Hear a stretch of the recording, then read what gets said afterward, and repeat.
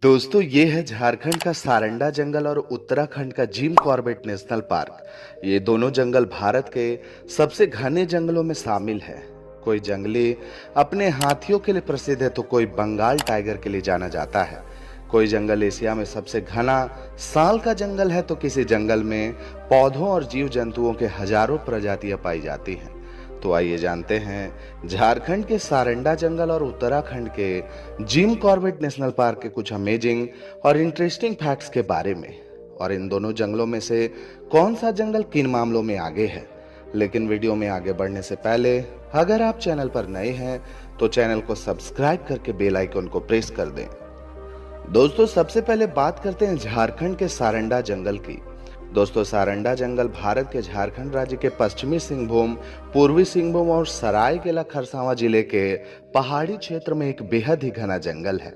ये क्षेत्र सिंहदेव परिवार, जो कि सरायकेला खरसावां के पूर्व शाही परिवार थे, का निजी शिकार अभ्यारण्य हुआ करता था।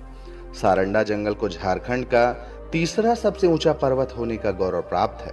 इसके साथ ही ये फॉरेस्ट एरिया का सबसे घना साल के पेड़ों का फॉरेस्ट है। ये जंगल 820 वर्ग किलोमीटर के क्षेत्रफल में फैला हुआ है। सारंडा को स्थानीय भाषा में 700 पहाड़ियों कहा जाता है और ये शब्द सेरिंगदा से उत्पत्ति हुआ है। ये जंगल समुद्र तल से 550 मीटर की ऊंचाई पर है। दोस्तों, साल इस क्षेत्र का सबसे महत्वपूर्ण पेड़ है और ऐसा लगता है कि पर्णपाती वृक्ष होने के बावजूद पथरीली मिट्टी इन पेड़ों को काफी पसंद है। सारंडा के जंगलों में आम, जामुन, कटहल और पियर जैसे पेड़ भी मौजूद हैं और अन्य महत्वपूर्ण पेड़ों में महुआ, कुसुम, तिलाई, हरिनहरा, गुलर और आसान पेड़ शामिल हैं। ज्योग्राफिकल बाउंड्री की बात करें तो सारंडा जंगल के उत्तर में Kolkata Nagpur eastern railway line, पूर्व में कोल्हान और चाईबासा फॉरेस्ट डिवीजन और दक्षिण में उड़ीसा राज्य का क्योंझर और सुंदरगढ़ जिला आता है।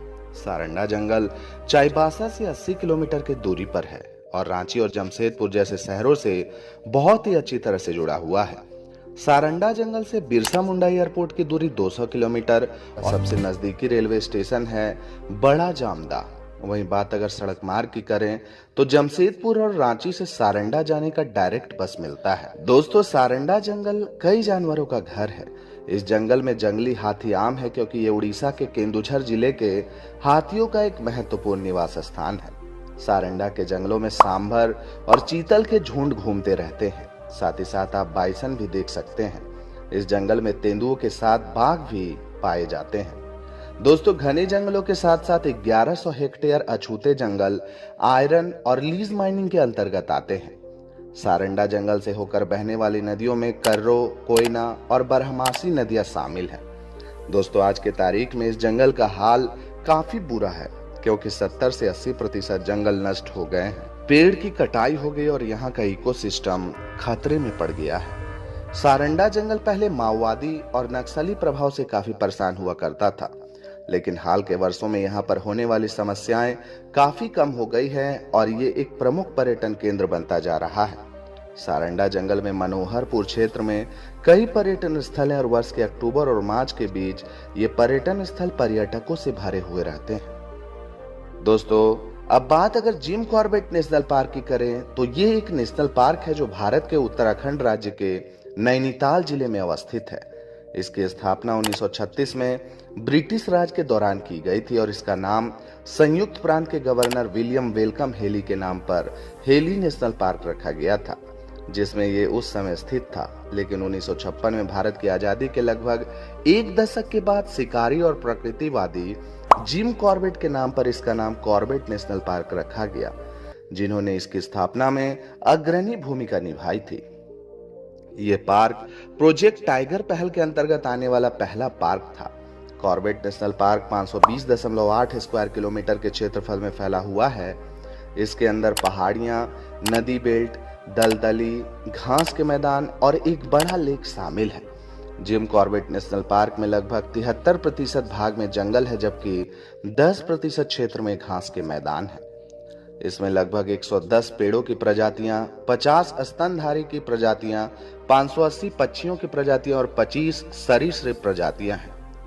कॉर्बेट नेशनल पार्क एक इको टूरिज्म गंतव्य है जहां पर पौधों की 617 विभिन्न प्रजातियां पाई जाती हैं।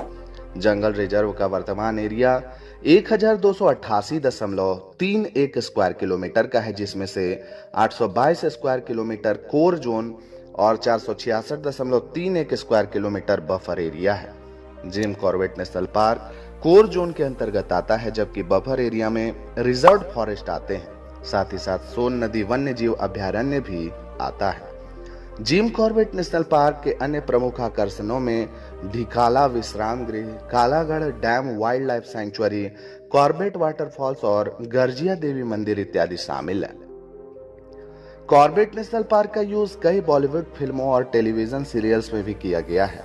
2005 की बॉलीवुड फिल्म काल जिम कॉर्बेट नेशनल पार्क में ही फिल्माया गया था, जबकि अगस्त 2019 में भारत के प्रधानमंत्री नरेंद्र मोदी ने मैन वर्सेस वाइल्ड एपिसोड, जो कि डिस्कवरी चैनल का एक प्रचलित एपिसोड है, के एंकर ब्रेयर गिल्स के साथ एक विशेष एपिसोड दिखाए थे।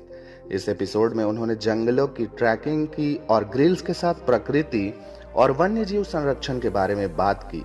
ये episode gym Corbett national park में फिल्माया गया और भारत के साथ 180 देशों में प्रसारित किया गया था। तो चलिए आंकड़ों के हिसाब से कंपैरिजन करके जानते हैं कि सारंडा जंगल और कॉर्बेट नेशनल पार्क में कौन किस चीज में कितना आगे। Number 1 area. दोस्तों बात अगर अपने पहले पॉइंट यानी कि एरिया की करें तो जहां एक और जिम कॉर्बेट नेशनल पार्क का एरिया 520.8 स्क्वायर किलोमीटर का है, तो वहीं सारंडा जंगल का एरिया 820 स्क्वायर किलोमीटर का है। यानी कि एरिया के मामले में सारंडा जंगल जिम कॉर्बेट नेशनल पार्क से काफी बड़ा है। नंबर 2 पहाड़ियों की ऊंचाई। दोस्तों बात अगर पहाड़ियों की ऊंचाई की करें तो सारंडा जंगल में पहाड़ियों की ऊंचाई 1800 फीट तक है, तो वहीं दूसरी तरफ जिम कॉर्बेट नेशनल पार्क में पहाड़ियों की ऊंचाई 1300 फीट से लेकर 4000 फीट तक की है। यानी इस आधार पर पहाड़ियों की ऊंचाई के मामले में कॉर्बेट नेशनल पार्क सारंडा जंगल से आगे है। Number 3 flora.